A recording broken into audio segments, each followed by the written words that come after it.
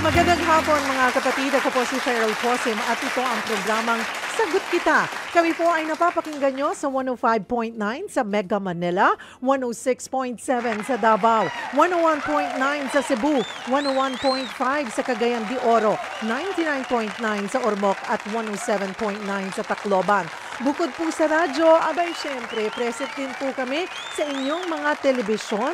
Kami po ay nasa True TV sa lahat ng mga Signal subscribers mula hanggang Tawi-Tawi, Kalayaan, Group of Islands. Naaabot po namin kayo. We're on Channel 19, mga kapatid. At syempre, hindi po kami mawawala sa inyong socials. Kami po ay nasa Facebook at sa YouTube din. I-search lamang po ang True Network PH. Also, follow us on Facebook, official Facebook page po ng Sagot Kita with Cheryl Cosim. Mga kapatid, ngayong Marso, ipinagdiriwang po natin ang National Women's Month. Ito po yung panahon na kinikilala natin ang mga kontribusyon at tagumpay ng mga kababaihang Pilipino. Pero isa sa mga hindi nabibigyang pansin ay ang kalusugan. Lagi po, di ba tayong mga kababaihan, inuuna natin, lalo na pag may pamilya, kalusugan ng mga anak, kalusugan ng asawa. Huling prioridad po natin ang ating sarili. Pero paano natin mapapangalagaan ang ating pamilya kung hindi natin bibigyang halaga yung ating kalusugan, hindi po ba? Alam nyo ba na bawat 100,000 daw po na live births, 78 na babae ang namamatay dahil po sa komplikasyon na may kaugnayan sa pagbubuntis. Yan po ay base sa datos ng World Bank Group. At ayon naman sa global platform na statistika, 55% ng kababaihan ay kulang ang kaalaman tungkol sa kalusugan. Pag-usapan natin kung paano mas mapapabuti ang ating kalusugan bilang babae. Tutok po sa ating programang Sagot Kita. Katuwang po natin ang MX3. Ang ating question of the day, anong health issue ang dapat pinakabigyang pansin ng kababaihan? Sali po kayo ha, mag-post po kayo ng inyong mga katanungan or sagot sa ating question of the day. Baka isa po kayo sa mapili namin na magkamit ng gift pack mula po sa MX3. Kompleto po yan at syempre hindi po mawawala, maliban po sa kanilang mga produkto, hindi po mawawala dyan ang Holy Bible or Daily Bread. Dahil sa MX3, dito ako believe. Simulan po natin ang ating kwentuhan, mga kapatid. Live po dito sa studio si Dr. Malu Escobar. Isa po siyang obstetrician gynecologist. Siya po ay aking doktor. Ayan. Pero po si Dr. Escobar po ay hindi po siya endorser ng MX3. Naririto po lamang siya para magbahagi po ng kanyang kaalaman. Tumayo po bilang eksperto natin sa ating pag-uusapan today. Good to see you. Alam mo, hindi ako nakakapunta ng clinic. Kaya dito pa kami nagkita ni Doc. Doc, how are you? I'm fine, Miss Cheryl. I really missed guesting in your show. Actually, you're so ganda and so sexy. Kinarir po namin ni Dr. Escobar. Ayan. May time po kami, dalawa ni Doc Escobar. Talagang medyo na-overweight po kami. Pero sabi nga natin, kailangan bigyang halaga ang sarili, di ba? I'm sure laging ina-advise mo yan sa mga iyong mga patients. At ang gusto nating pag-usapan ngayon ay health concerns ng mga kababaihan, Dr. Escobar. Okay, ano po yung madalas na health concern ng mga babae? Ang madalas na health concern, una, sa hindi buntis, yung mga sakit kagaya ng mga may metabolic problems like PCOS, endometriosis, infections, at isa pa, yung datos mo kanina tungkol sa namamatay ng mga babae sa buntis, yung ang cause ay uterine atony, yung lumalambot ang matres, kaya namamatay sila sa panganganak. Very high ang incidence. At teenage pregnancy, yan ang mga concerns. At isa pang prime concern ay yung pagpiprenatal, yung pag-aalaga sa buntis. Kasi take for granted ng mga prenatal check-up. Ito yung pinaka-basis bakit magiging maganda ang outcome kasi may magandang prenatal check-up. At syempre, nutrition. Yes, it's very important. Sige, pag-usapan muna natin, Doc, yung concern ng mga hindi nagbubuntis. Okay. Sabi nyo nga, isa dyan ay PCOS. Pinaka-common ba ang PCOS? Ay PCOS, hindi nagbubuntis pero gustong mabuntis. Yun ba yun? Yes, Miss Cheryl. Ang common ng PCOS, kasi halos lahat ng na-encounter ko sa clinics, laging may PCOS. Ang PCOS ay isang condition na ang ovaries ay nako-convert sa mga ovaries na may maliliit na cyst. Wala silang capability mangitlog. So therefore, abnormal ang regla. Pangalawa, mataas ang male hormone levels nila. So itong mga pasyente malalaki, may pimple, maraming buhok sa katawan. Yan. Tapos yung isa, nahihirapang mabuntis. Dahil nga, hindi nga nangingitlog. Kaya ito yung at kasama dito, tumataas ang blood sugar levels at tumataas ang triglycerides, cholesterol. So it's generally a metabolic problem. So paano ang napapagaling ba? Kinakaya ba ng treatment ang PCOS po? Yes, Miss Cheryl, only the manifestations or the complications of PCOS. Kasi PCOS itself, hindi na yan mawawala. You were born with it.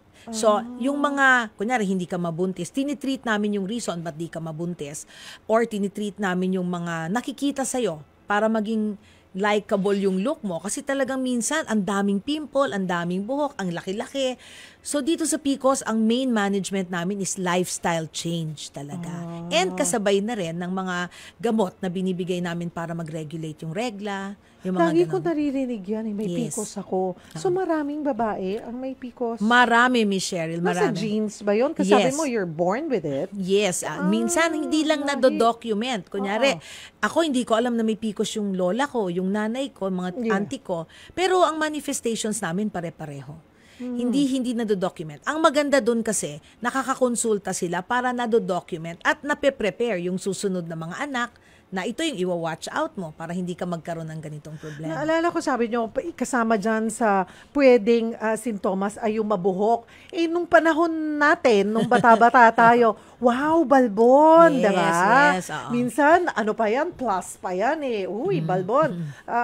Tapos may time pa ako, sabi ko, ba't ako walang kabuhok-buhok sa katawan? Walang PCOS. Oo. Tapos yung pala ay pwedeng senyales na baka noong panahon nga. Hindi naman pinapansin, basta mabuhok ka lang. Yung mabuhok na, makalat na parang pang-morena na gano'n, okay yon. Pero yung buhok na kulot, na makakapal, na nakalagay sa mga lugar na hindi ine-expect, dapat na meron ng babae. Under the chin, nandito. Mas makapal na bigote, kasama ba yun?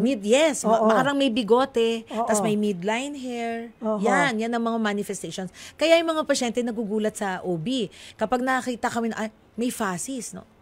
Siguro, misis, may PCOS ka. Bilib na sila kaagad kasi meron talagang certain look na nakakapag-describe sa amin ng isang PCOS patient. Okay. Maliban po sa PCOS, endometriosis. Endometriosis ay isa ring concern ng mga babae. Lagi ko rin yan naririnig. Ano ba ang endometriosis po? Ang endometriosis ay isang inflammatory condition, no? Ito ay nag-uumpisa sa isang yung matres, no? Meron siyang yung mga laman ng matres pag nagreregla, bumabalik sa fallopian tubes, kumakalat sa lahat ng parts ng katawan. So ang manifestation ng endometriosis primarily is pain, no? Pain, dysmenorrhea, infertility, and dyspareunia. Ibig sabihin nun, dahil sa inflammation, pag nagko-contact, masakit. Sa loob, medyo may discomfort. Kasi yung kumalat na mga implants ng endometriosis, nagre-release yan ng mga estrogen, no? Merong mga inflammatory cytokines na tawag namin. Kapag ka naging ganon, every time re-regla ka, nag-i-inflame silang lahat. Meron pang ang endometriosis nung nasa training pa ako doon sa UST. May pasyente ako na every month, dumudugo yung ilong. Hi. So sabi namin, may sakit yata to sa dugo. Hanggang yung consultant ko, sinabi niya na, no, bring this patient to the ENT and take a look inside. Nakakita ng implant, nung sinunog yung implant, nawala na yung symptom. At binigyan lang namin ng gamot monthly para hindi bumalik. Naging okay na siya. Kaya talaga it can be really kalat sa katawan, no? Kaya yung manifestation mo, generally, no, sakit ng ano. Kasi minsan, di ba, kadalasan, parang parte na ng pagkakaroon ng monthly period ay possible pain. So, tinitiis na lang yan. Ay, mawawala din to kasi may period ako ngayon. So, pwede pala yun na endometriosis at hindi simpleng menstrual cramps lang or dysmenorrhea. Yes, it is progressive. It starts like days before ka magkaregla, nag-e-escalate siya during the menses at present pa siya after the menses. But sometimes, pagka sobra na ang laganap ng endometriosis ay dire-diretso siya hanggang sa susunod na cycle. Ay, Hindi na siya nawawala. Minsan nagkakaroon ng cyst sa ovaries. Endometrial cyst ang tawag. At ito yung medyo kailangan ng i-monitor. Paano po ang gamutan? Paano makokontrol or nawawala ba ang endometriosis? Endometriosis basically a medically treated problem, no? Kung nagiging surgical lang siya kapag hindi na tumatalab ang medical treatment. Pagka medical treatment, marami hormones, no? A battery of hormones. Particularly yung mga may progesterone containing hormones kasi ang reason na hormone ng endometriosis is estrogen. Diyan ang nagpapalago sa endometrial implants natin. So ang binibigay namin kalaban. It ranges from injections, hormones for oral intake, sometimes yung mga higher center control, no? Yung may kami binibigay na GnRH, meron kami binibigay na Depo-Provera, mga ganon, Depo-Medroxyprogesterone acetate, meron kami binibigay na hormone pills, lahat para makontrol. Minsan, oral contraceptive pills. Pero ngayon, ang pinakasikat at pinakamabilis na makapag-respond, yung GnRH injections. Yun. Medyo mahal ang mga gamutan, pero relieving the symptom, but not necessarily eradicating the illness. Kasi nandun na rin siya with you.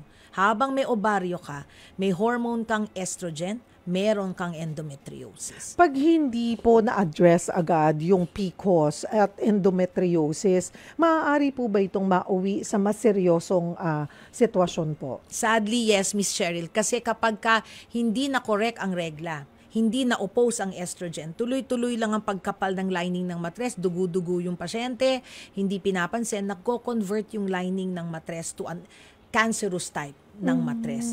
Or ang endometriosis naman, kung nagkakaroon ng ovarian cyst dahil sa endometriosis, pwede siyang maging potentially cancerous. So, talagang very vigilant kaming nagbabantay ng mga pasyenteng may ganyang dalawang conditions. Katulad nga po, sinabi ko kanina, Doc, ay karamihan sa mga babae, pag matitiis naman or alam nilang it will go away, ay hindi na magpapatingin at all hanggat siguro hindi na makatayo. Ano po? Pero ano, again, yung mga senyales, sintomas na sign na o senyales na you should see an OB-GYN. Very progressive signs and symptoms. Yung nakaka-destroy na siya ng quality of life. No? Pero sana, hindi na nila iintayin yung destroyed ang quality of life. Sana yung nararamdaman pa lang nila, nag-uumpisa, alam na nilang pumunta sa doktor. But they have to be educated, no, through your show, like your show, or going to the doctor, miski wala silang nararamdaman, para ma-educate sila sa mga signs and symptoms. Kailangan po regular. Tayong mga kababaihan ay regular nating nakikita ang ating mga OB-gynecologist, katulad po ni Dr. Escobar. Pero at what age dapat? Ayan. Ano ko lang, segue ko po ng kaunti, mga kapatid, total concern pa rin to ng kababaihan, na dapat dalhin na ang sarili sa isang doktor. Kasi minsan, ako naalala ko, ang very first ko, nabigla pa ako, ay tinawagan kami, nasa Amerika kami noon, nakatira, ay mismong clinics na ang tumatawag. Na parang when you're at a certain age, maybe because they're more, more advanced, aggressive, assertive ang mga kabataan. Parang I was only 16, tinatawagan na ako. So kami, nagtinginan kami, pati sinabi ko sa tatay ko, nagpanik ako kasi baka akala niya buntis ako. Di ba ganun kagad eh. Yun ang mentality. Oo, yun ang mentality. Pero hindi doon. Correct. Para ma-inform ka ng kung paano mo pangangalagaan at poprotektahan at the same time ang iyong pagiging isang babae. Yes, Oo. I had to explain it to my dad kasi sabi niya, bakit? Anong problema? Alam mo naman ang mga, di ba, conservative. So, hindi. At what age? Usually, we ask them, pagbata, menarche, yung age ng first menstruation. Ngayon kasi, hindi na siya nakatutok sa isang age. Sometimes, you have a menarche at 10 years old, first menses, tapos minsan may 9 pa, no? Once nag-start na yan, in-expect na namin may role na yung hormones, no? Yung hormones niya has to develop already in time. Pag hindi nangyari yon, kunyari nangyari yung unang regla, tapos wala, tapos mamaya babalik, dugo ng dugo, something's wrong. So Oo. talagang you bring na.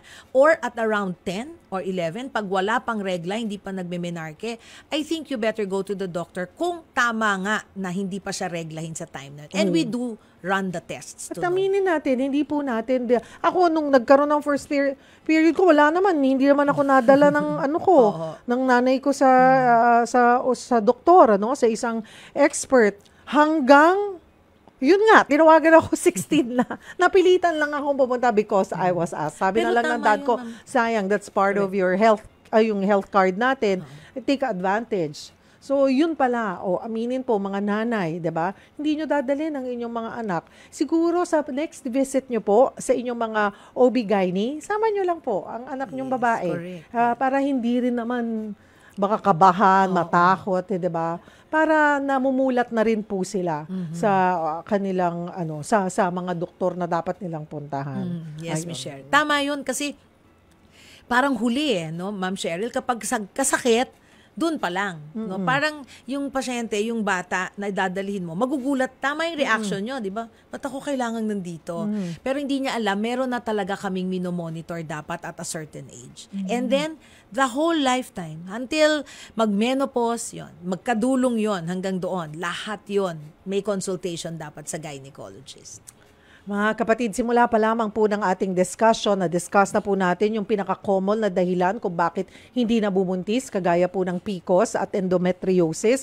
Pag-usapan naman po natin sa ating pagbabalik kung paano ma-achieve ang healthy pregnancy. Kung kayo po ay may tanong kay Dr. Escobar, maari po kayo, pwede po tayo, libreng konsultasyon habang nandito. Baka matagalan na naman natin siyang maimbita. Abusuhin na po natin si Dr. Escobar sa inyong mga katanungan. Pwede po kayo mag-post sa ating live stream or maari po kayong tumawag sa ating tanungan hotlines. Huwag po kayong bibitaw, magbabalik po ang programang Sagot Kita, katuwang ang MX3.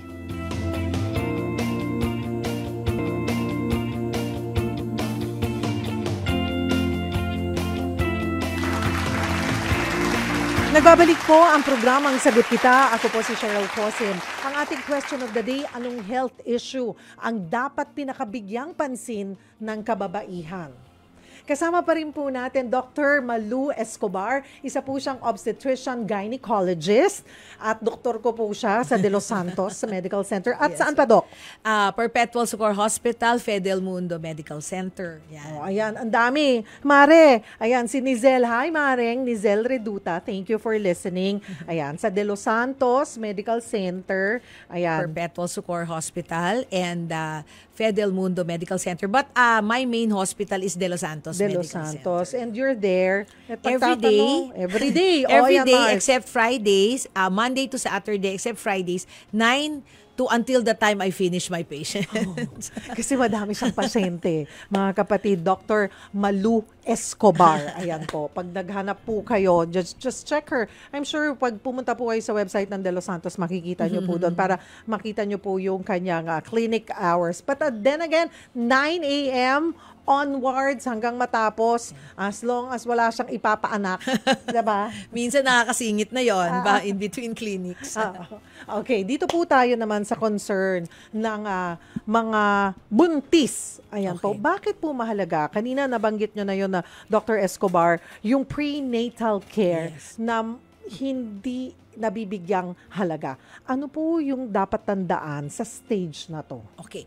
Pag prenatal care, this is the key to a successful pregnancy outcome, no? So sa prenatal care, dito namin na-encounter lahat ng condition na pwede naming i-correct sa isang buntis. Example, sa first trimester, iba ang concern, second trimester, third trimester. So in the first trimester, ito yung formative stage. Lahat ng basic test na hinihingi namin para makilala namin kung ano yung pwedeng maging complication sa pregnancy.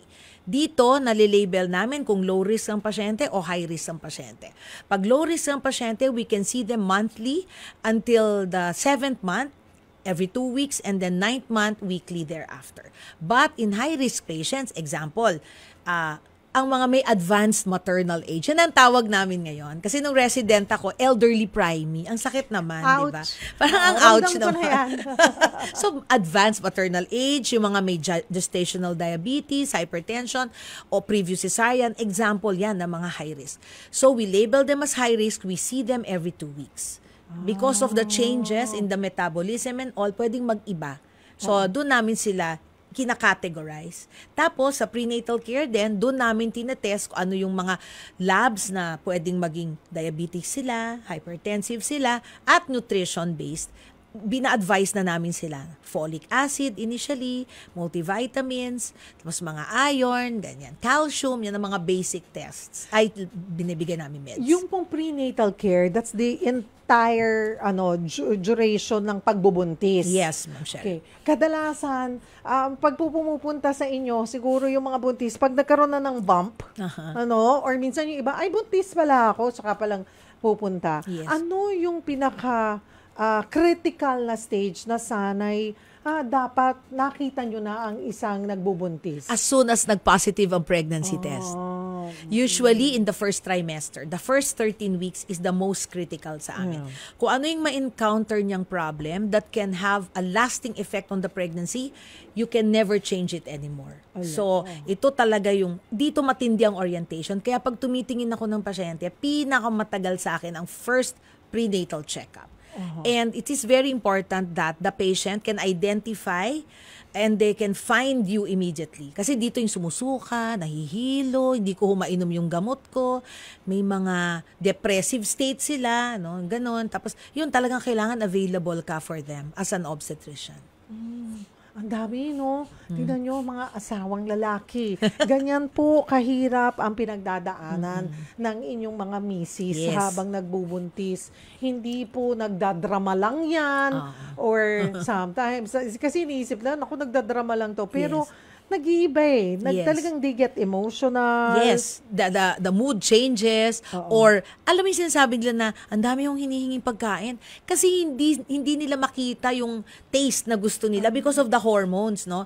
They get acidic most of the time kasi yung pagkain, ang daming acid, no? Sa reaction to pregnancy. Tapos pag kumakain sila, konti-konti. So, ang daming acid, walang nadadigest na food, walang na-emulsify na food. Yon, nagkakaroon ng problema. Lumalabas yung GERD, o yung malalang acidity ng pregnancy, no? Dito din, Miss Cheryl, sinasabi nila na parang pumapayat ang pasyente kasi poor eating habits sila.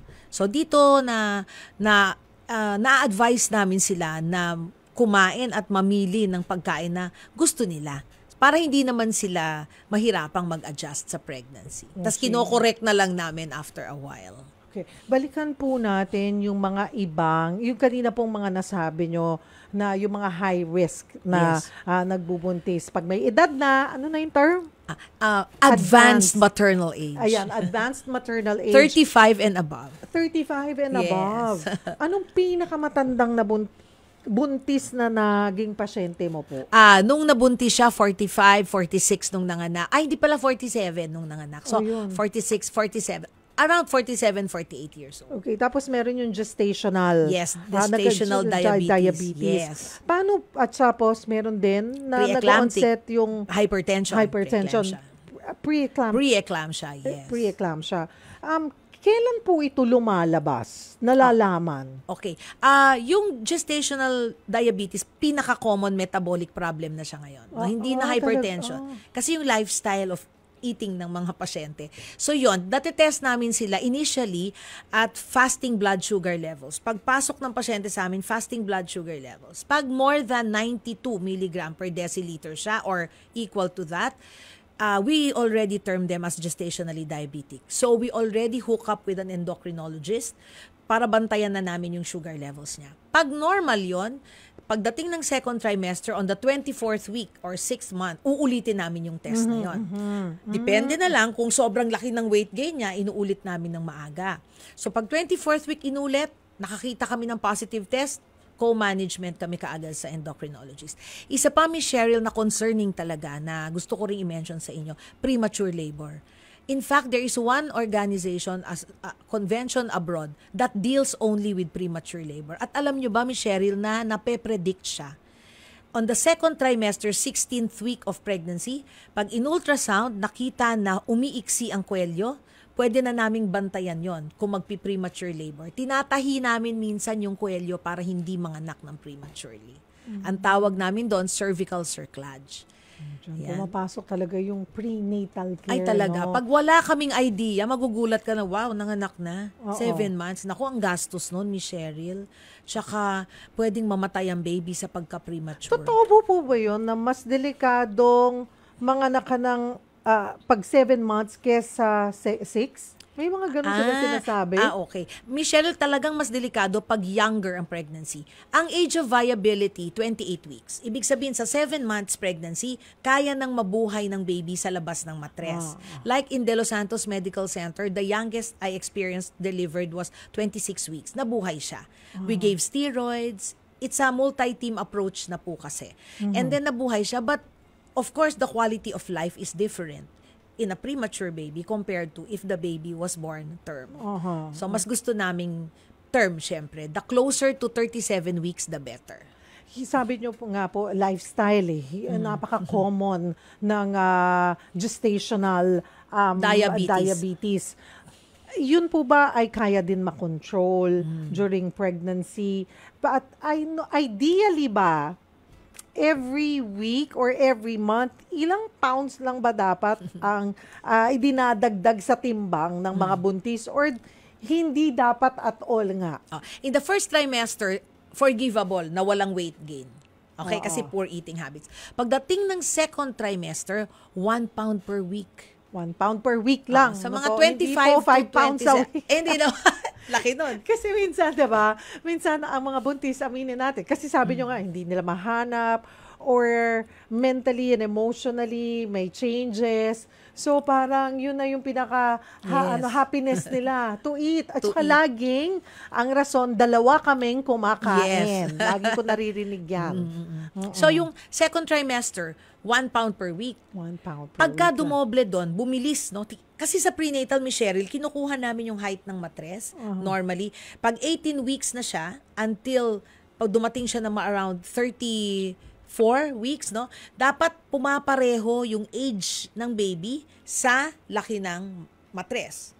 So, pag ikaw ay 18 weeks, dapat ang laki ng matres mo is around 16 to 20. Pagka lumampas ka doon sa forgivable limit na yon, pwedeng may problema. Pwedeng maliit ang baby, may fetal growth restriction, or sobrang laki. No? Magsususpecha na kami ng diabetes dun sa pasyente. Yung pagkakaroon naman po ng hypertension during pregnancy, paano po? Kailan din yan yung nakikita? Minsan ba, pagkabuntis, meron na talaga agad? Yes, Miss Cheryl, yon ang talaga because of lifestyle. When they come to us, they're already hypertensive. We call them chronically hypertensive patients. No? Kumbaga, before pa sila nabuntis, may maintenance na, may hypertension na. Okay. Yan. Isa yon. Yung isa, pre-eclampsia, they only happen during the pregnancy, but usually after the 20th week, kung saan dapat bumababa ang blood pressure, sila tumataas. Kasi normally, sa second trimester, ang blood pressure bumababa because of the changes of pregnancy. Pero alam namin na nag-hypertension ka kung mataas ang blood pressure mo despite our expectation in a normal level. Mataas, hindi normal sa second trimester yon. Candidate ka na ng suspicion namin. Bakit nangyayari? Usually, The kapag... middle of pregnancy po. Yes, because at the outset, merong changes sa vessels ng isang buntis na babae. Yung pagde-develop ng pagdilate ng mga ugat, pag pre-eclamptic ang pasyente or prone to pre-eclampsia, it does not happen. No? The accommodation ng vessels ay hindi nangyayari. Kaya kapag buntis, marami ang blood na umiikot sa katawan, hindi maka-adjust yung vessel, nagkakaroon ng hypertensive environment. So, manipis ang ugat, maraming dugo, nagkakaroon ng hypertension. At natutuloy na to hanggang sa mag-eclampsia ang isang pasyente. At kung walang prenatal, it can end up in a detrimental effect for both the mother and the baby. Dok, ano naman po yung uterine atony? Nako, very dreaded complication of a delivery. Ito po ay hindi pagtigas ng matres after manganak. Magsususpecha na kami kasi dapat paglabas ng baby, paglabas ng inunan, magkocontract agad ang matres. Kasi pag wala na pong laman, yung edges ay yung surface ng mattress dapat nagsara na. Sila hindi. Open sinuses, hindi, lalo na pag anemic ang pasyente, kukulangin sa dugo, kulang sa oxygen, hindi magkocontract ang mattress. Kaya ito, nakakatakot kapag ang ospital o ang lugar na pinag-anakan ng pasyente ay walang dugo. That's why obstetricians prefer to go to hospitals where it's equipped with blood and an ICU. It's very important. Yun po ba ay makikita pag regular ang check-up or nalalaman nyo na lang pag nanganak na at hindi nagsara? Malalaman pag nanganak at hindi nag-contract. But there are conditions which may make us think that this patient is a candidate for it. Possible. Marami ng anak. May gestational diabetes na ang laki ng anak. Okay? Meron yung nagkaroon ng history na dinugo nung previous pregnancy. Anemic patients. Patients with poor nutrition. O yung in distance ng pag-aanak ay napakalapit, no? 1 year, yung substrates ng katawan hindi pa bumabalik. So pag nakita na namin yon, you are prone to this condition. So pag sa akin, naka-detail na yun sa chart ko. Atony suspect na siya kaagad. Malalaman po ba ng isang, kunwari first time niya magbuntis or nagbubuntis siya na kung maselan, yung pagbubuntis, pag sinabing maselan, parang hirap or Yes. delikado. Oo. Merong ganon, Miss Cheryl. Makikita mo, kapag yung pasyente pumalik sa'yo, imbis na nag-gain siya ng weight, nagiging magandang outlook niya, hindi ganon ang nangyayari. Marami hong ganon. Sila yung usually nagkaka-postpartum depression sa ending ng panganganak. But, Ma'am Cheryl, dapat merong support sa family. Very Exactly. important. I was gonna say that. Yes. I was gonna ask, gaano kahalaga yung suporta po ng partner, ng family member sa isang nagbubuntis? Naku, very important. It's actually the support of the mother sa asawa at sa immediate family. Kasi dito, sila lang ang makakaintindi ng condition niya. Sila magbabantay sa kanya. Sila nakikita kung anong kinakain niya.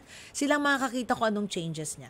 Minsan, pag nag-iiba ang emotional level niya, dapat silang unang umintindi because of the hormones eh. She doesn't choose to be this. But the hormones dictate. So, kailangan talagang konting tiyaga. Tsaka, Ma'am Cheryl, alam niyo, minsan may mga asawa yung mga pasyente ko, natutuwa ako because they go to the clinic with their husbands. Oo, sumama po kayo para alam nyo. Yes, oo. Diba, naintindihan nyo? Minsan siguro namimiss nyo. Oo. Pero kung kaya, samahan nyo po yung inyong mga asawa. Dapat Ano po? nandun sila. Kaya yung sinasabi ng mga asawa, Plus, pogi points po yan sa inyo. yes, sabi nila, doktora, yung asawa ko, mag-uumpisa kainin to. Pag hindi na ho niya makain, ako na ang kumakain. Kaya Sila yung tumatabaho nagiging- ako. Ay, nako. 4:42 na mga kapatid. Before we let you go, Doc, puntahan ko lamang po yung mga katanungan Yes po. ng ating mga netizens. Ayan. Sabi ni Jesus Emmanuel, iba po ba ang endometriosis sa endometrial fluid? Delikado po ba ito? Kasi laging lumalabas sa ultrasound pero no pain naman po at senior na. Okay. Endometriosis is yung sinabi ko kanina na merong mga bumabalik na implants. No? Ito yung nangyayari pag maraming estrogen. No? Yung endometrial fluid, yun yung fluid sa loob ng matres, normal na meron yon. Okay? Sa isang menopausal patient, sa loob ng matres, hindi na namin ini-expect na makapal pa ang lining. Pwedeng magka-fluid, pero hindi dapat makapal ang lining. At, Miss Cheryl, pag menopause, we do not expect the woman to bleed. Even if it's spotting, pink discharge, it's still bleeding. So, consult po kaagad pag ganon. Si Janet Papa Arceo, yung grade 10 daughter ko, a day or 2 days before siya magkaroon ng monthly period, lagi siyang may pain sa puson. Yes. Sign na ho ba to ng endometriosis? Yes, pwede naman starting, pero meron kaming tinatawag na primary dysmenorrhea. Nangyayari lang yon, pero minsan na-offset, no? It goes away. But if it's persistent and increasing in manifestation, medyo kailangan concern siya. Si Jana Cruz, totoo po ba ang stress ay pwedeng makaapekto sa regla? Minsan kasi hindi po ako dinadatnan pag sobrang pagod ako sa trabaho. Yes, ang stress kasali na sa lahat ng mga kondisyon na nag-iiba ang adaptation ng isang babae. Nakakakos siya na mag-iba-iba ang hormonal levels ng isang babae, naapektuhan ng regla, ang coping mechanism, ang quality of life. And because of that, para siyang cycle. Paulit-ulit na. Habang hindi mo siya pinapaayos, paulit-ulit na stress, paulit-ulit. At siya kapag stress, yung eating habits ng pasyente, pati ang outlook niya, nakaka-dictate sa mga ginagawa niya. Kaya kailangan pag stressed out ka, may gynecologist na rin na tumitingin. Si Liza Mandanas, totoo bang mas mataas ang risk ng osteoporosis sa mga babae pagkatapos ng menopause? Ano po ba ang pwedeng gawin para maiwasan ito? First of all, kung menopause na or perimenopause, yung perimenopause pinagdaanan ko yung 7 taon. Yun ang mga dialogue nating dalawa. Perimenopause. Pero you don't look like it, anyway. Yung perimenopause, may regla pa. Pero may signs and symptoms na yan, no? Bone pain, etc. So, ito, ang menopause ay pwedeng, ang osteoporosis ay napipredict, no? Kasi meron tayong test. Ang tawag natin ay bone mineral density test or DEXA test. Meron tayo nito sa De Los Santos Medical Center. Nakikita niya ang level ng bone strength, kung normal, osteopenia, or osteoporosis. Reversible ba siya? Osteoporosis is an end stage. So, kailangan ng supportive treatments, no? Kagaya ng perimenopause ka pa lang, nagbibigay na kami ng bone health, no? Like Tibolones, we give Tibolones, D3, calcium, we give that already. Ngayon, titignan namin yung coping ng pasyente, no? The exercise is very important. You have to strengthen the muscle that holds the bone. So that if the bone is weak, the muscle can contain the bone. Ako nagpa-bone density test na po ako. Yes. Sinabit ko na sa'yo, Doc. Nasa early stage. Yes, So, osteopenia. Osteopenia lang. yung result po nung Pero sa akin. Miss Cheryl, ang slim mo ngayon. So, at saka I'm sure nag-exercise ka, kaya maganda yung, I'm sure, it's still osteopenic na. Sana. Ayan. Si Mark Opinga, may asawa akong buntis at sabi ng doktor, bantayan daw namin ang blood sugar niya. Ano po ba ang pwedeng kainin ng buntis para maiwasan ang gestational diabetes? Kung hindi siya gestationally diabetic, makokontrol niya yon by choosing the right kind of carbohydrates that she eats, number 1. Number 2, if she eats bilog-bilog, mga grapes, mga ganon, 8 lang yan per meal. Hindi dahil 8 na yung grapes, mag-chocolate ka pa. Isang example yon. Or kung banana, isa lang. Kung mangga, isang pisngi lang. It's better to shy away from the carbs and just take the proteins. And then just take something like low sugar, something like you compute the carbohydrates that you take. Si Juvie Cachola Wong, tanong ko lamang po, bakit ayaw mag-conduct ng laboratory para malaman kung may PCOS pag virgin pa ang babae?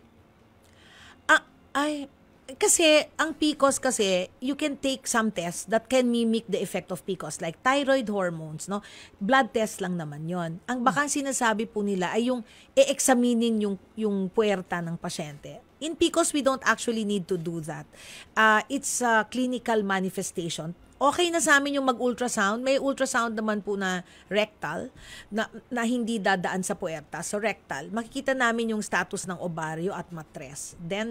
But PCOS is generally, even without an ultrasound, by symptom. We already know kung may PCOS. Si Terry, sabi niya, na-diagnose ako na may myoma nung nanganak ako. Nakita na mayroong maliit na bukol sa labas ng matris ko. Pero ang sabi ng OB, hindi daw pwede alisin kasi baka mag-bleed ako. Correct. Though hindi naman daw po threatening. This was a year ago. Ano po ang next step ko dapat? Monitor the myoma. While you're pregnant, the myoma has a tendency to become bigger. So the doctor, her obstetrician really made a good decision at that, na hindi dapat galawin. Pagkatapos manganak at bumalik na siya sa non-pregnant state, nagregla na siya, doon pa lang pwedeng i-assess and then monitor lang. Kung wala naman siyang obstructive symptoms, hindi siya dinudugo abnormally, there's no reason to touch the myoma unless nagkaroon siya ng compressive symptoms, mga ganun. Si Kyle, hindi na po ba talaga pwedeng magbuntis ang menopause? Wish naman. Hindi na talaga. Pag wala na, hindi. Miss Cheryl, di ba, the first interview you did with me was parang kumukonti na ang mga follicles ng isang menopause. Yung progressively, pag nawala na yon, mahirap na ma-stimulate ang follicles. Pero may tinatawag na menopausal baby. Yes. Ano ba yun? Baka sa perimenopause, nagre-regla pa siya. There's a time na timingan, no, nag-ovulate siya, nabuntis. Ayun. pag-uusapan po natin yan, ang menopause, bow. Nasa stage, ako ngayon, siguro sa edad, diba? Tuwing magkikita kami ng mga friends ko, uusapan namin menopause. So, ako yung expert na dahil menopause na po ako, pinagdaanan ko na lahat. So, hindi lang ang babae, yung friend ko, ang kinakausap ko, pati yung asawa. I would tell them na, intindihin nyo. Yes. Talagang hindi yan nag-aarte. Talaga po pinagdadaanan niya ng mga kababaihan. Yes. Pero sa susunod, pag-uusapan natin yan ulit with Dr. Escobar. Doc Escobar, maraming salamat for joining us this afternoon. Thank you, Miss Cheryl. At gustong-gusto ko talaga mag-guest sa'yo kasi napakadaan ng usapan. Napaka-busy mo kasi. Pero siguro po, huling paalala, mensahe sa mga kababaihan sa pangangalaga ng kanilang kalusugan ngayong Women's Month. Nako, make yourself your priority, no? Dapat kung makakapag-share tayo ng love at care sa ating mga pamilya, initially sa atin din muna, no? Una 'yon. Pangalawa, ang pangangalaga ng pangangatawan ng isang babae ay treasure niya, no? Ito ang kanyang gift sa kanya at sa kanyang pamilya. Please visit the gynecologist miski wala pa ho kayong nararamdaman. Kahit menopause na. At lalo na. Di ba minsan sabi nila, ay, tapos na ako dyan. I don't need to see my doctor. Naku, no. Yes, Tuloy po. Yes. So, how often should we see gynecologist? Kung wala namang problema, twice a year. Ayan, Do diba? a pap Every smear 6 at least months. once a year. Oo. No? Wala lang chichika ka lang, doktora. Baka sa pag-uusap natin, may ma-pick up ako. Correct. Oo. Na dapat kong investigate. Ayan. So, at least twice a year, kung if you're sexually active, yun mas Well. madalas-dalas. Yes. Or may concern po kayo, yun, dalasan nyo rin ang Yes. punta kay Doc Escobar. Mga kapatid, wag po kayong bibitaw. Magbabalik po ang programang Sagot Kita, katuwang ang MX3. Ang Sagot Kita.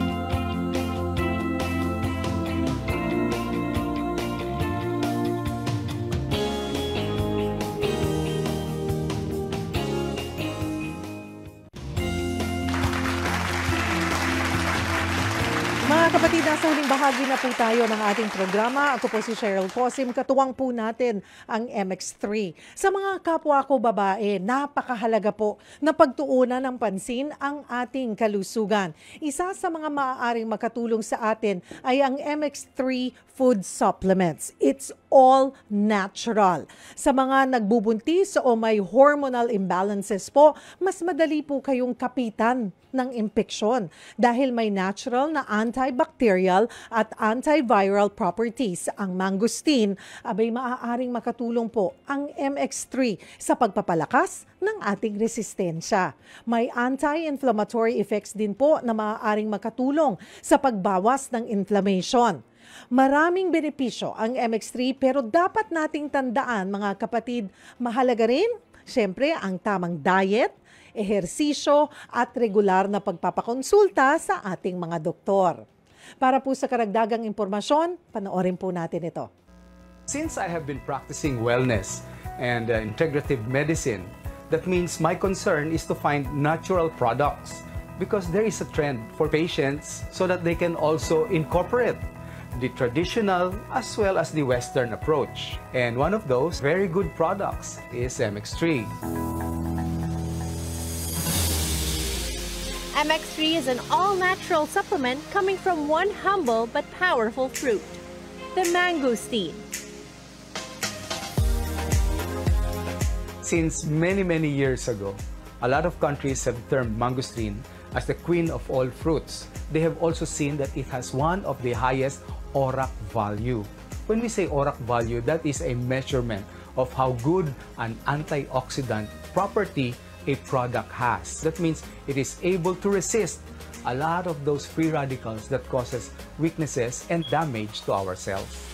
Aside from what is inside the fruit, is actually what is surrounding the fruit. It is called the pericarp. The pericarp contains the xanthone, and later on, we had it studied in Canada. Nutrisource Canada was able to identify the alpha, the beta, and the gamma nutrients. We were amazed about its health benefits.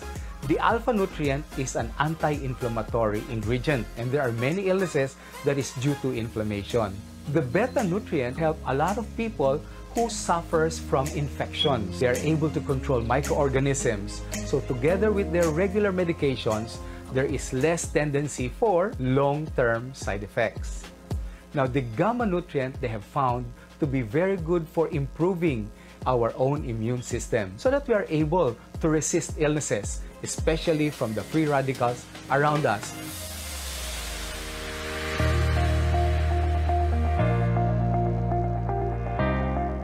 MX3. Dito ako bilib.